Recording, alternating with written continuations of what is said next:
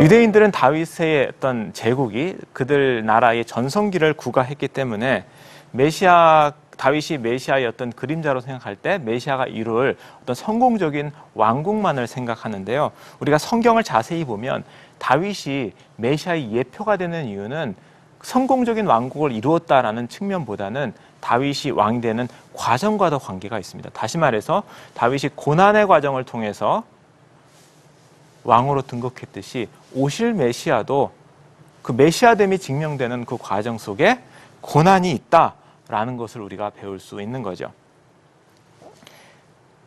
다윗이 사울의 왕위 등극과 다른 두 번째 사항은 다윗이 이 고난을 통해서 하나님께 순종하는 왕으로 훈련받았다는 사실입니다. 왜 다윗의 등극 과정에는 고난이 들어가 있을까요? 그것은 하나님께서 원하시는 왕이 순종하는 왕이고 고난은 순종하는 왕을 만드는 하나님의 훈련의 장소가 되기 때문입니다. 다윗에게 고난의 시간은 하나님 앞에 순종하며 배우는 시간이었죠. 다윗도 처음부터 순종하는 자는 아니었습니다. 그러나 하나님은 고난을 통하여서 그를 순종하는 왕으로 만들어 가셨습니다. 다윗도 골리앗을 무찔렀을 때 인간적으로 생각했을 수 있습니다. 이제 내가 사울의 사위가 되어서 이 나라의 왕위를 물려받겠구나라고 생각했을 수 있겠지요. 그러나 17장 이후의 상황은 다윗이 생각한 것과 정반대로 흘러갑니다. 사울의 총애를 받아서 왕이 되기는커녕 사울의 추격을 받고 미움을 받아서 목숨마저 부지하기 힘든 상황이 됩니다. 그래서 다윗은 더 이상 사울의 궁에 머무르지 못하고 방랑생활, 도망생활을 시작하게 됩니다. 성경 본문을 잘 관찰하면 이 다윗의 이 방황생활의 초기에는 다윗이 자기 마음대로 행동하고 결정했음을 보여줍니다. 한 번도 다윗이 하나님께 물었다, 하나님께 여쭈었다라는 말이 성경에 나오지 않습니다.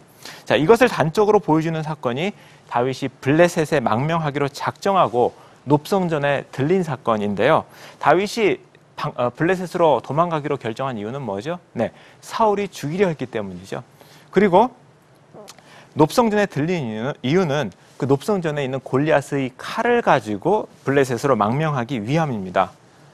지금까지 다윗을 원수로 여겼던 블레셋으로 다윗이 망명하려 한다면 그들에게 무엇인가를 선물로 줘야 돼요.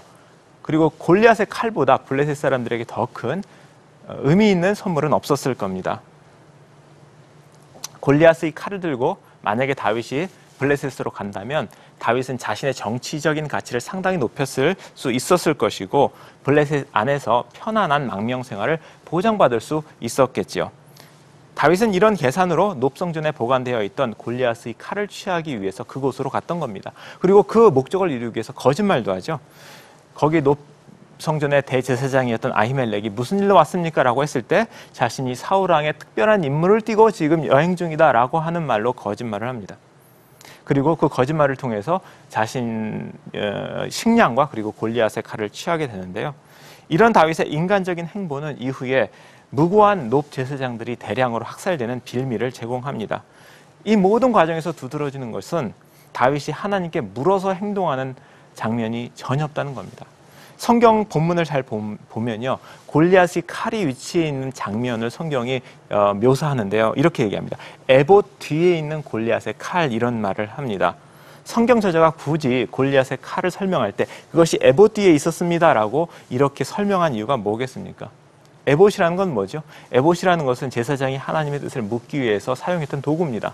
다시 말해서 다윗이 지금 골리앗의 칼을 취하여 블레셋으로 망명하고 있는데 이 과정에서 다윗이 하나님께 물어보지 않고 있습니다라고 말하고 있는 거예요. 성경 저자는. 아마 다윗은 골리앗의 칼을 취하기 전에 그 앞에 있던 에봇을 통하여 하나님의 뜻을 물어볼 수 있었을 거예요. 하나님, 내가 블레셋으로 가는 것이 당신의 뜻입니까? 이렇게 물어볼 수 있었을 거예요. 그렇지만 다윗은 그렇게 물어보지 않습니다.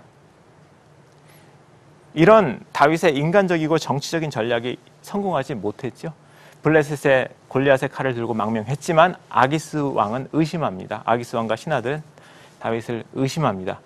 그리고 다윗이 목숨까지 위태로워지게 되죠. 그래서 다윗은 미친 척을 하고 나서야 그곳에서 빠져나올 수 있었지요. 어떤 분들은 다윗이 굉장히 지혜롭게 상황을 모면했다라고 말씀하시는데 실은 굴욕입니다. 목숨을 부지하기 위해서 굴욕을 당한 거죠. 그런데 블레셋으로 이 망명이 실패하고 겨우 목숨만 부지한 채 유다 땅에 돌아와서 아둘람 굴에 머물러 있었을 때 하나님께서 다윗을 찾아오십니다. 아둘람에서 가난해질 대로 가난한 다윗에게 하나님께서 선지자를 통하여 말씀하기 시작합니다. 이후로 다윗 사무엘상 본문을 보면요,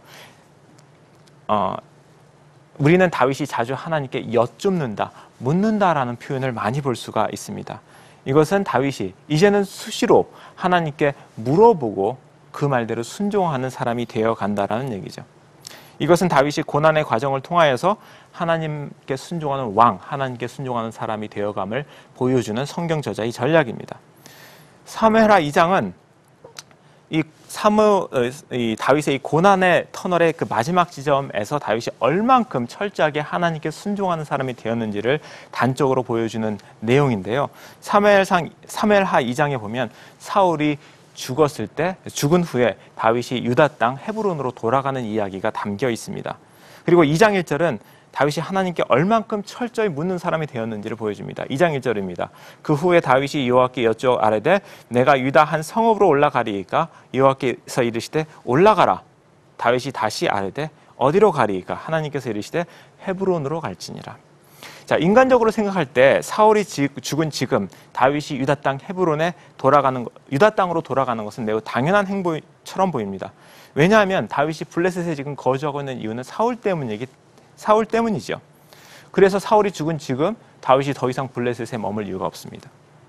또 다윗이 유다 땅으로 돌아간다면 헤브론이 가장 적당한 장소입니다. 헤브론은 다윗이 오랫동안 공을 들인 지역입니다. 다윗이 블레셋에 있을 때 약탈을 한 물건들을 헤브론의 장로들에게 보내어서 그들의 환심을 사두었고요. 다윗이 결혼한 두 여인 아히노음과 아비가일도 이 헤브론 지역 출신입니다. 따라서 다윗이 가장 환대 속에서 자신의 정치적인 커리어를 시작할 수 있는 곳이 헤브론이었을 겁니다. 더구나 헤브론은 종교적으로도 굉장히 중요한 곳이었습니다. 따라서 사울이 죽은 지금 다윗이 자신의 군대를 이끌고 헤브론으로 입성하는 것은 아주 당연한 수순 같아 보입니다. 그러나 다윗은 하나님께 먼저 묻는 일로 이 일을 시작합니다.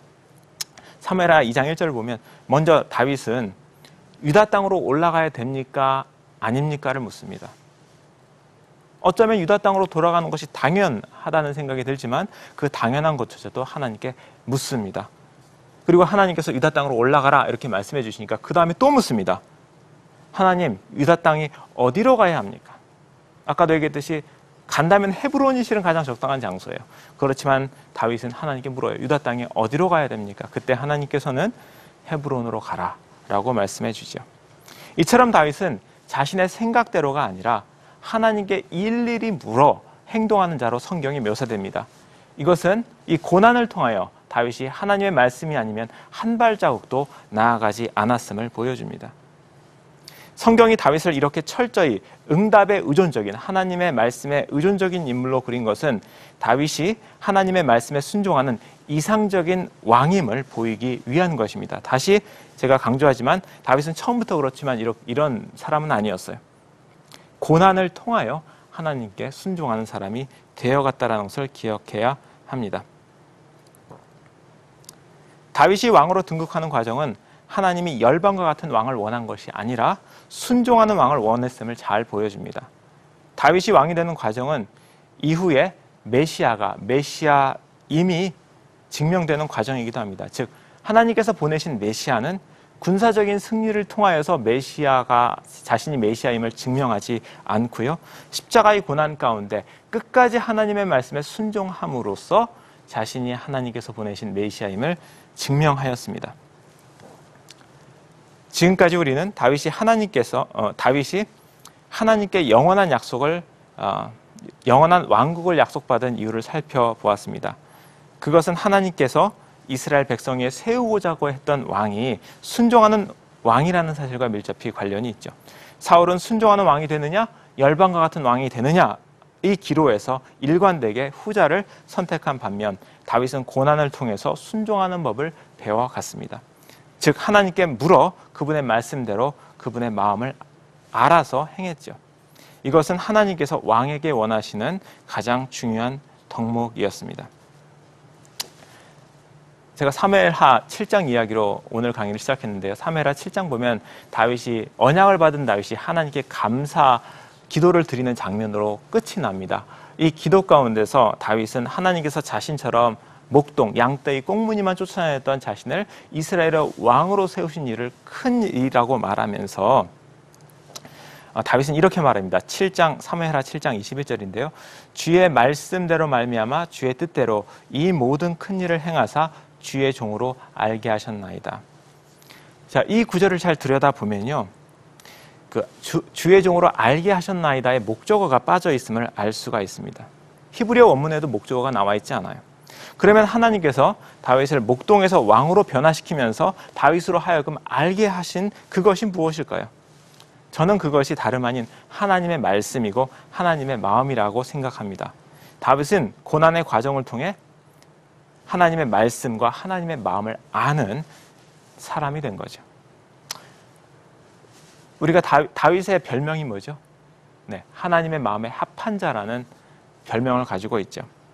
이게 어떤 뜻이냐면 보통 우리가 하나님의 마음에 합한 자라고 한다면 하나님의 마음에 드는 사람, 하나님이 기뻐하는 사람 이렇게 생각하기 쉬운데요. 이 말의 히브리어 원문을 잘 들여다보면 하나님이 마음에 들어하는 사람 그런 의미보다는 하나님의 마음을 따르는 사람이라는 의미가 있어요. 하나님의 마음에 따르는 사람. 그래서 다윗이 내 마음에 합한 자다라고 하나님께서 말씀하셨을 때의 의미는 다윗이 내 마음을 알아서 내 마음대로 내 마음을 내 뜻을 순종하는 자다라는 의미가 된다라는 거죠. 하나님의 마음에 합한 자라는 뜻은 하나님의 마음을 따르는 사람이라는 뜻이라는 말씀을 지금 드렸습니다. 이렇게 하나님의 마음을 따르는 사람, 즉 하나님께 순종하는 왕의 핵심 사역이 뭘까요? 네, 그것은 하나님의 양을 먹이는 겁니다. 다윗 언약에서 이 사명은 하나님을 위해 성전을 짓는 일과 대조되어 나타납니다. 우리가 다음 시간에 좀 자세히 보겠지만 하나님께서는 다윗이 성전을 지어드리겠습니다라고 말했을 때 내가 언제 성전 지어달라고 말한 적이 있느냐? 너는 오히려 내 양을 먹이라라고 말씀을 하십니다.